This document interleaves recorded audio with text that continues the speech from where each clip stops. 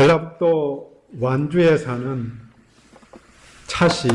차 할머니는 차에 관심이 생겨서 10년 전인 65살 때에 자동차 면허증을 따기로 하고는 시험을 봤습니다.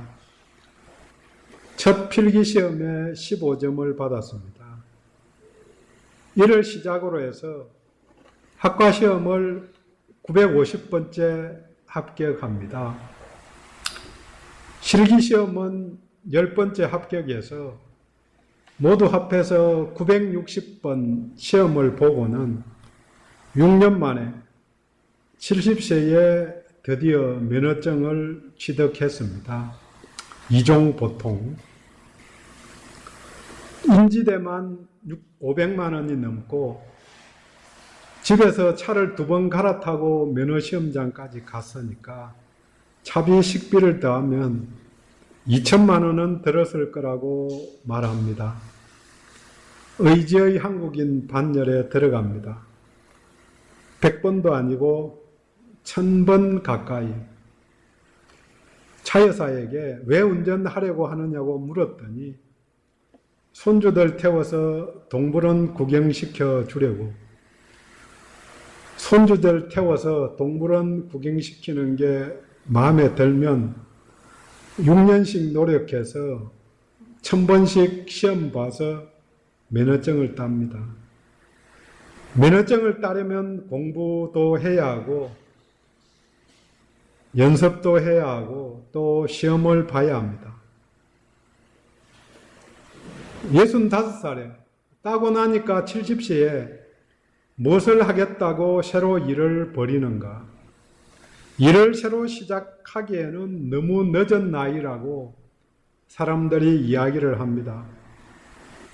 그런 말을 들을 수 있지만 늦은 때는 없다는 것을 잘 압니다. 마음먹고 시작하려고 한 그때가 적기이고 적합한 시기입니다. 올해 과일나무를 심으면 늦어도 4년 이내에 내가 따먹을 수 있을 것입니다. 그마저 안 되면 내 자녀들이 따서 먹을 것입니다. 먼저 무엇인가를 심어야 합니다. 그래야 거둘 수 있습니다.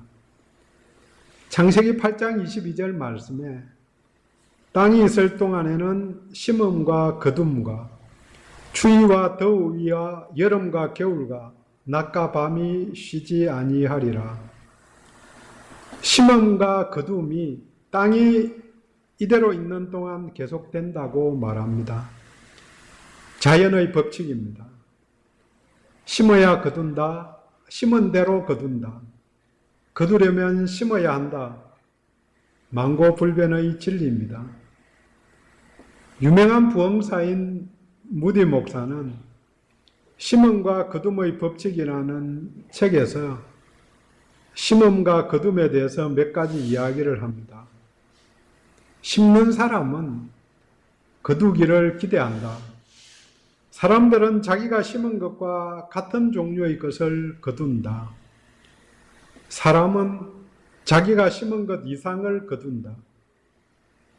씨에 대해서 무지해도 결과는 차이가 없다. 심은 대로 거둔다는 것은 일반 계시에 해당되는 자연의 법칙입니다. 그래서 누구나 잘 알고 있습니다. 하지만 심은 대로 거둔다. 자연 법칙을 이야기하는 것은 설교의 주제가 될 수 없습니다. 교양 강좌이죠. 오늘의 주제는 아무튼 심음과 거둠입니다. 갈라디아서 한번 나눈 내용인데요. 갈라디아 지방의 교회는 바울이 1차 전도 여행 때에 이고니온 더베 등지에서 복음을 전해서 세워진 교회입니다.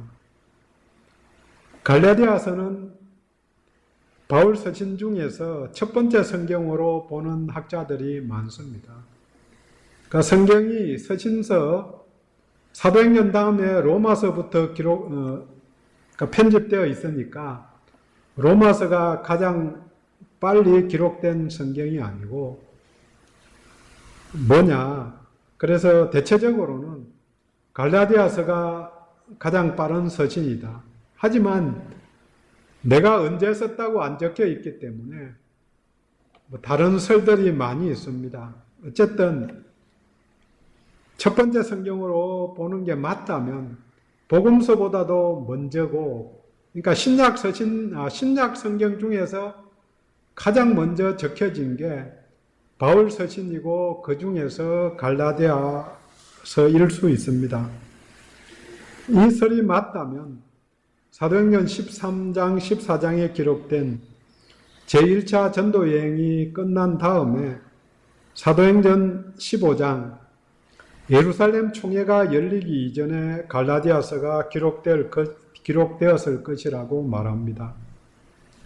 초기 교인들 중에는 유대인들이 있었고 그들은 예수를 믿는 믿음뿐 아니라 할례를 반드시 해야 하고 절기를 지켜야 구원을 받는다고 주장을 했습니다. 그래서 이 문제를 다루기 위해서 예루살렘 총회가 이루어졌습니다. 그래서 예루살렘 총회에서 믿음으로만 구원을 받는다고 결정을 했습니다. 그래서 갈라디아 지방에는 아직 믿음으로만 구원받는다는 사실이 널리 알려지지 않았기 때문에 이 편지 내용이 쓰여진 것입니다. 로마서와 거의 유사하게 믿음으로 의롭게 된다, 믿음으로 구원받는다, 이신칭의의 교리를 갈라디아서에서도 가르치고 있기 때문에 짧은 로마서라고도 불리어집니다. 전체 내용을 보면 1, 2장은 바울이 자신이 받은 복음을 이야기하고 또 사도직을 변증합니다. 내가 사도다. 3장, 4장에서는 갈라디아서의 핵심인 복음을 설명합니다. 또 복음으로 말미암아 우리가 자유를 얻었다고. 5장, 6장은 복음의 열매, 복음으로 살아가는 삶에 대해서 말해 줍니다. 말을 조금 바꿔서 설명하면 1, 2장은 사도 바울이 자신이 받은 바른 복음, 3, 4장은 바른 복음이 아닌 다른 복음, 5, 6장은 바른 생활에 대한 교훈을 이야기합니다. 본문 내용은 5장에서 시작된 실천적 권고의 마지막 내용입니다. 본문 앞에는 자유와 사랑의 균형 있는 실천이 있어야 된다. 그래서 그 균형 있는 실천에서 여러 가지의 실제적인 권면을 하고 우리가 잘 알고 있는 대로 성령을 따라 행하라, 성령의 열매를 맺어야 한다 하는 내용이 강조됩니다. 오늘 본문은 복음을 심은 자로서 책임이 있다. 또 오늘 본문 뒤에는 마지막 권고를 하고 마무리를 합니다. 오늘 본문의 핵심 단어 중 하나가 거둔다는 단어입니다. 7절, 8절, 9절에 4번씩이나 거둔다는 거둠에 대해서 말합니다. 추수한다는 뜻입니다. 우리는 큰 것, 위대한 것, 또 많이 거두기를 원합니다. 그래서 높은 자리에 가기를 원하고 또 그런 결과를 얻기를 원하는 거죠. 좋은 대학 합격하기를 원하고. 하지만 성경에서 말하는 거두면은 필요와 함께 연결이 됩니다.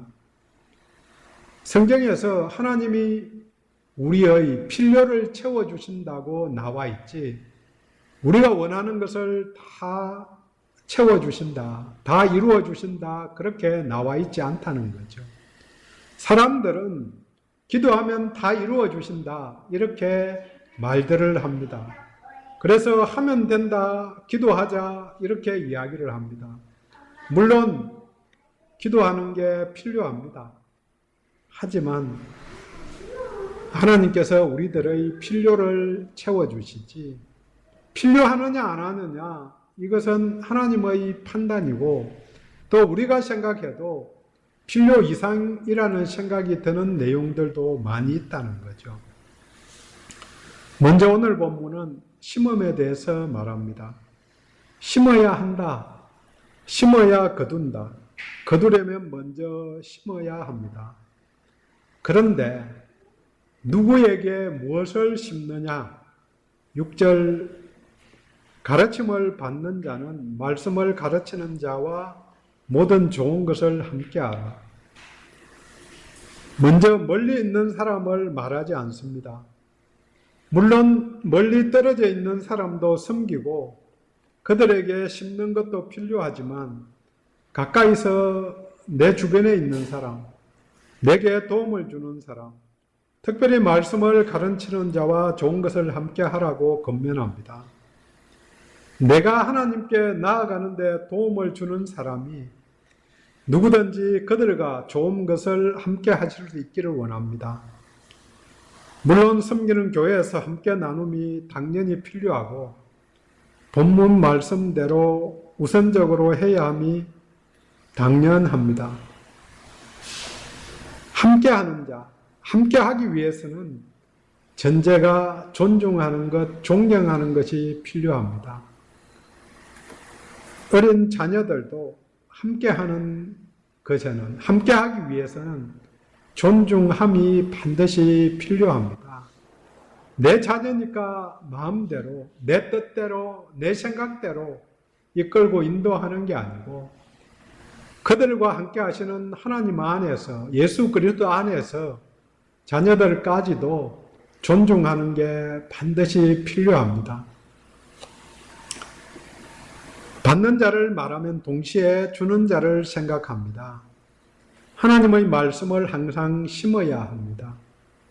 디모데후서 4장 2절 너는 말씀을 전파하라.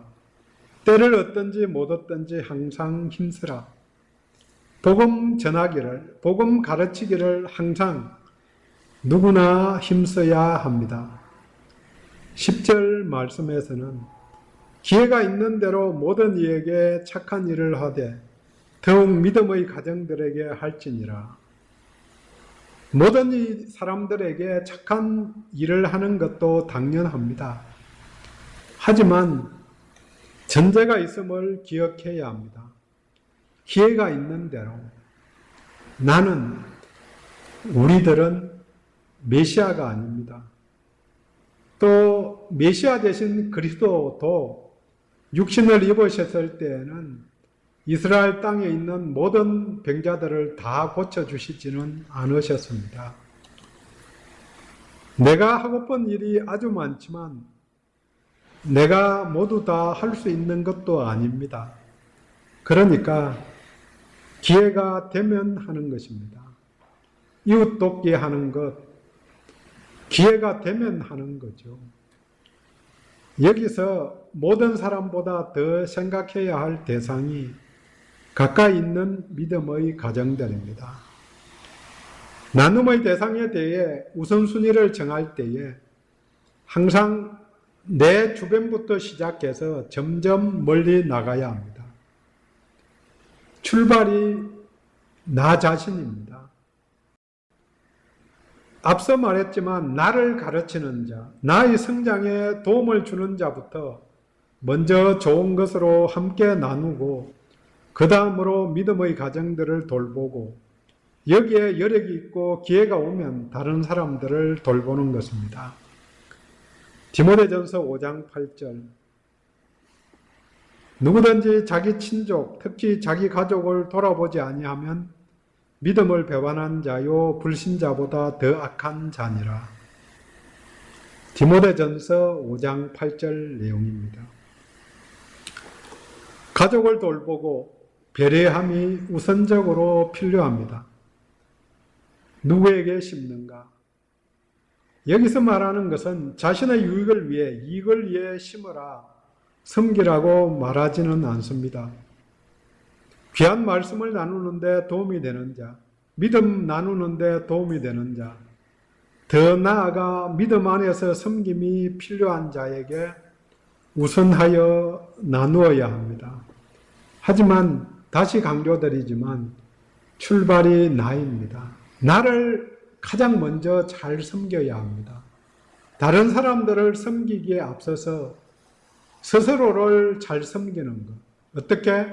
내가 성장하는 데에 도움이 되게 말씀도 읽고 스스로를 위해서 기도도 하고 스스로를 위해서 배우는 데 찾아가고 이런 게 우선적이라는 거죠. 두 번째 요인은 심음의 과정을 7절과 9절에서 말합니다. 이 과정을 바른 자세, 태도라고 말해도 됩니다. 7절, 스스로 속이지 말라. 육체를 위하여 죄악을 심으며 살면서도 자기에게 영생을 거둘 수 있다고 생각하는 잘못된 생각, 이런 생각을 함으로 속임을 당해서 스스로를 속이는 자가 되지 말라는 의미입니다. 하나님께서 나를 사랑하시니까, 또 내가 예수를 믿으니까 내가 어떻게 해도 봐주실 거야, 아니라는 거죠. 자기 체면을 걸고 살아가는 사람들이 많습니다. 내가 어떻게 해도 봐줄 거라고. 우리가 자녀들이 어떻게 해도 안 봐주듯이 하나님도 자녀들을 어떻게 해도 봐주시지는 않는 거죠. 내가 하나님께 순종해야 되는 거지, 하나님을 내 뜻대로 이걸 원하니까 하나님 해주세요, 조정하려 해서는 안 되는 것인 줄을 잘 압니다. 하나님은 이런 자들에게 조롱을 당해서 그들에게 영생이라는 엉뚱한 선물을 주실 만큼 어리석지 않다는 7절 내용입니다. 콩을 심으면 콩이 나는데 콩을 심고도 팥을 기대하는 것은 하나님을 우습게 보는 태도라는 이야기입니다. 신앙의 모든 면도 심은 대로 거두게 됩니다. 9절, 우리가 선을 행하되 낙심하지 말지니 포기하지 않으면 때가 이름에 거두리라. 때가 있습니다. 하나님의 때가 있는 줄을 잘 압니다. 그러니까 우리가 포기하고픈 생각이 들 수 있지만 때가 이르면 반드시 거둘 것이기 때문에 선을 끊임없이 심고 선행을 하는 것입니다. 물론 악행도 때가 차면 악의 갚음으로 거두게 되는 것입니다. 밖에 있는 우체통에 메새가 알을 낳았는데 모두 6마리가 부화를 했습니다. 2주 정도 키우니까 자란 새끼를 볼 수 있을 것으로 생각했는데 모두 떠나가고 죽은 것 한 마리만 남겨져 있었습니다. 때가 이러니까 부화를 했고 때가 이러니까 둥지를 떠납니다. 하지만 때가 이르러도 죽은 것은 둥지를 떠나지 못하고 시체가 남아있는 거죠. 포기하고픈 때가 많이 있을 수 있지만 때가 차면 처음 소개한 차할머니도 포기하지 않고 1000번 가까이 시험을 보니까 합격을 한 것입니다. 그 이야기 들으면 당연히 투자 대비 효과를 생각할 때 굉장히 투자할 만한 가치가 없는 것에 투자를 한 것은 맞는 것 같습니다. 그럼에도 불구하고 원하는 것을 이루기 위해서 그렇게까지 했다는 거죠. 900번까지 잘하다가 그만둘 수도 있는데 그 전에 우리 같으면은 한 10번 보다가 나한테 안 맞는 것 같다고 생각을 하고 그냥 포기하고 마는 게 더 효과적일 수도 있겠죠. 누가 말합니다. 포기는 배추를 셀 때 쓰는 단위라고, 한 포기 두 포기 그렇게 세는 거지 포기하며 살지 말라고. 때가 이르면 거두게 됩니다. 때를 기다리려면 기대가, 소망이 필요합니다. 소망이 있을 때에 인내할 수 있습니다. 언제까지 기다려야 하나? 죽는 그날까지 선한 것은 소망하며 기다리는 것입니다. 그 시점은 우리의 소관이 아닙니다. 내가 죽고 나서 이루어질 수도 있는 거거든요. 잘하게 하시는 분은 하나님이십니다. 하나님 홀로 영광 받으소서. 첫째 줄째는 자연계시, 세상의 법칙입니다. 심으면 거두게 되는 것, 이게 당연하죠. 세상의 일반 법칙과 다른 성경이 말하는 원리는 뭔가? 차이가 나는 것은 세 번째입니다. 무엇을 심어야 하는가? 8절, 육체를 위해서 심지 말고 성령을 위해서 심어라. 8절 내용만 그냥 읽다 보면은 육체를 위해서 노력하는 것 아무 쓰잘데없다 이렇게 착각하면 잘못 읽은 거죠. 육체를 위한 것이 나쁘고 악한 것만은 아닙니다. 반드시 필요합니다. 내가 사는 동안에 건강하게 사는 것 필요하지요. 건강하게 지내려면 건강한 먹거리를 먹어야 하고 운동도 해야 하는 거죠. 물론 적게 먹는 사람은 많이 먹어야 되고 많이 먹는 사람은 적게 조절해야 되는 거죠. 하지만 본문은 단지 육체를 위한 것은 썩어질 것, 한시적이라는 것을 강조한 것입니다. 육신을 위해서도 심어야 거둡니다. 반복하지만 당연히 운동해야 되고 먹는 것도 조절해야 합니다. 그래서 디모데전서 4장 8절에 육체의 연단은 약간의 유익이 있으나 유익이 있다는 거죠. 물론 성령의 열매와 육체의 열매를 비교해서 말할 때는 육체의 일은 악한 것들을 말합니다. 본문 앞에 갈라디아서 5장 19절 이하에 육체의 일은 분명하니 곧 음행과 더러운 것과 호색과 우상숭배와 주술과 원수 맺는 것과 분쟁, 시기, 분냄, 당 짓는 것, 분열, 이단, 투기, 술취함, 방탕함, 또 그와 같은 것들이라. 이런 일을 하는 자들은 하나님 나라를 유업으로 받지 못할 것이요. 그러니까 육체와 육체의 일, 육체의 일의 열매를 구별하는 게 필요하죠. 육체는 악한 것이 당연히 아니고 육체를 위한 일이 악한 일은 아니지만 한시적인 것, 일시적인 것이라는 것은 당연합니다.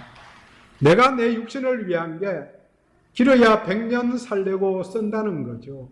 물론 100년도 잘 써야 괴롭지 않게, 고통스럽지 않게, 물론 잘 써도 고통이 올 수도 있는 거죠. 여러 가지 요인으로 말미암아. 어찌되었든 성령을 위해 심어야 영원한 생명을 얻게 되는데 성령을 위해 심는다는 말의 다른 표현이 5장 16절 말씀에 성령을 따라 행하라는 말입니다. 성령을 따라 행하라. 그리하면 육체의 욕심을 이루지 아니하니라. 그렇게 되면 5장 22절 23절에 나오는 성령의 열매를 맺습니다. 오직 성령의 열매는 잘 아시는 사랑, 희락, 화평, 오래 참음, 자비, 양성, 충성, 온유, 절제니 이 같은 것을 금지할 법이 없느니라.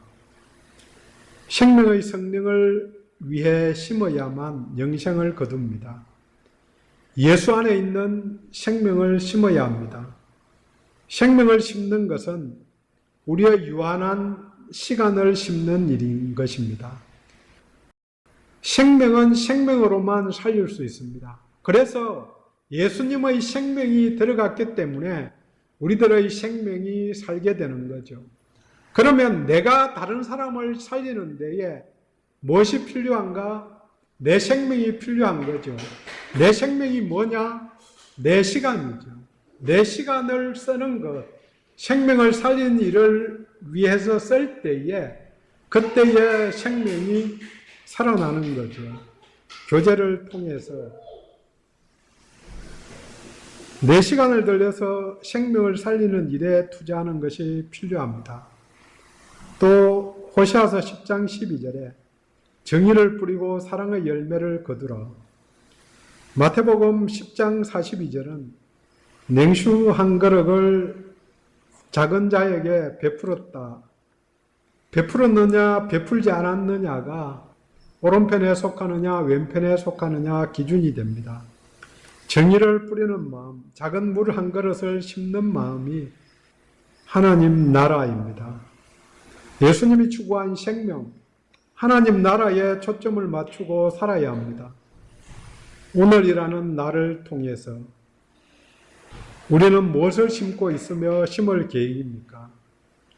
지금은 예배를 통해서 생명을 누리는 시간입니다. 예배가 끝나면 생명을 나누는 시간이 되어야 합니다. 누구를 만나든 내 안에 생명, 예수 그리스도가 살아있음을 증거해야 합니다. 정리합니다. 누구에게 심어야 하는가? 모든 사람, 특별히 믿음의 가정에 말씀을 가르치는 자에게 하라. 또 심는 자들은 스스로를 속이지 말고 때가 이를 때까지 낙심하지 말아야 합니다. 마지막으로 생명을 위해, 영원한 생명을 위해 심어야 합니다. 창것이란 영화에 나온 대로 순교한 짐 엘리엇은 그 일기에서 말합니다. 영원한 것을 얻고자 영원할 수 없는 것을 버리는 자는 바보가 아니다. 기도합니다.